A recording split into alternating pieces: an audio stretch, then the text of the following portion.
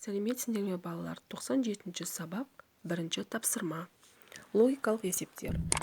Бізге бірінші тапсырмада екі сурет берілген. Осы екі суреттің атауларын табу үшін төменде бізге өрнек берілген. Осы өрнектерді орындау арқылы біз суреттердің атауын таба аламыз.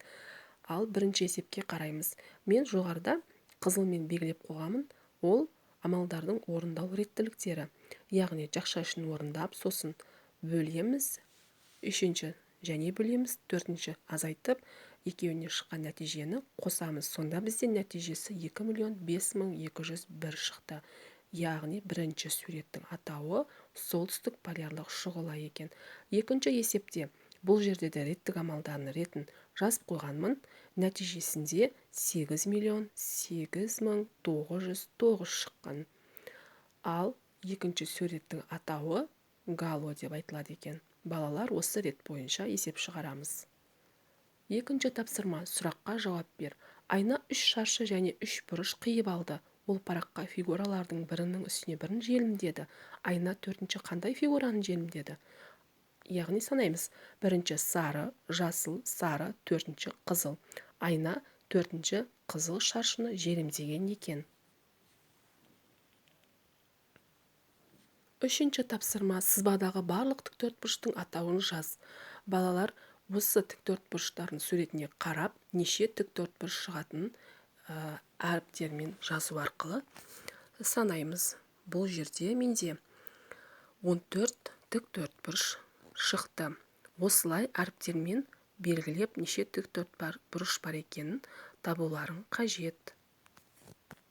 Төртінші тапсырма, сурет бойынша біз үш бұрыштарға қарап, бұл жерде неше үш бұрыш бар екенін табуымыз қажет. Бізде А суретінде үш бұрыш бар екен, Ә суретінде 6 үш бұрыш, Б суретінде 10 үш бұрыш бар екен. Балалар осы жауапқа байланысты өздерің санап байқап көрсеңдер болады. Төртінші, бізде бесінші тапсырма, бөліндінің мәні мен қалдықты ата. Яғни бізге бөлінгіш берілген, біз бөліндінің мәні мен қалдықты табуымыз қажет.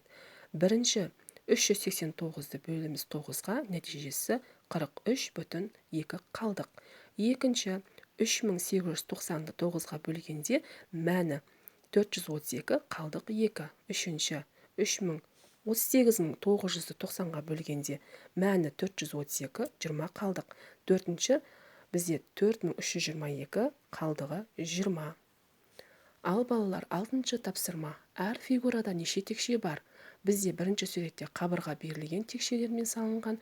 Бұл жерде төмен санаған кезде 5 қатар және астында 4 қатар.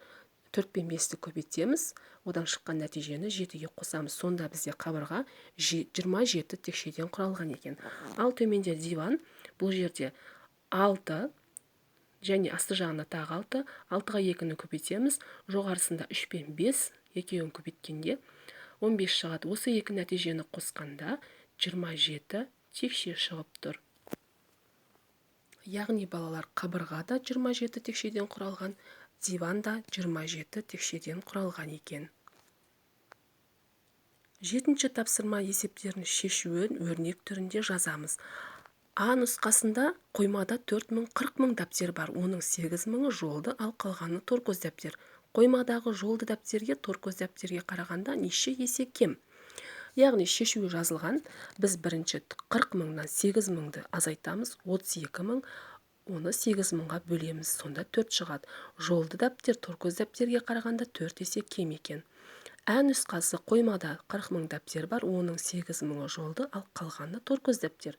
Торкөз дәптер 100 данадан қораптарға бөлініп салынды. Торкөз дәптерге неше қорап болды? Бұл жерде де 40.000-ді 8.000-ға азайтамыз, одан шыққан нәтижені 100-ге бөлеміз.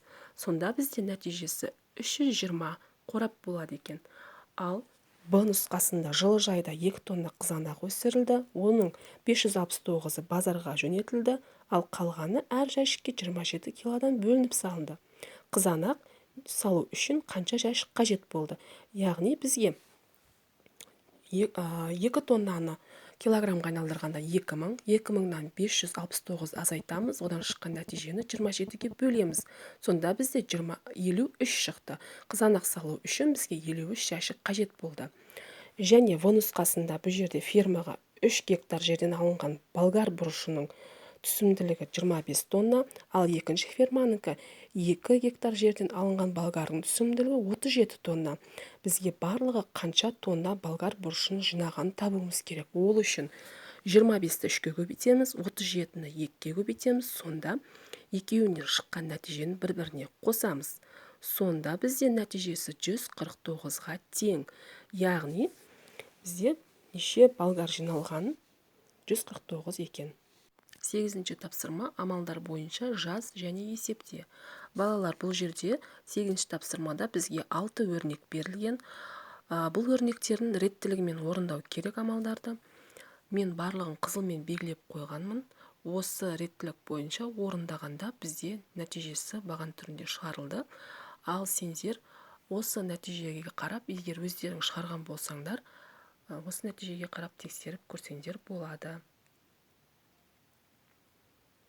9-ші тапсырма артық фигураны тап. Бізге фигуралардың суреті берілген. Бұл жерде суретке қарасақ, бірінші номер, екінші номер, яғни бұл жерде артық фигура номер 1. 10-ші тапсырма суретте неше шаршы бейнеленген. Өзің осыған ұқсас тапсырма құрастыр. Бізде А, Ә, Б шаршылары берілген. А шаршысында 5 шаршы, Ә шаршыда 14 шаршы шығады. Б нұсқасында 36 шаршы бар екен. Балалар, өздерің санап нәтижесін тексеріп көрсеңдер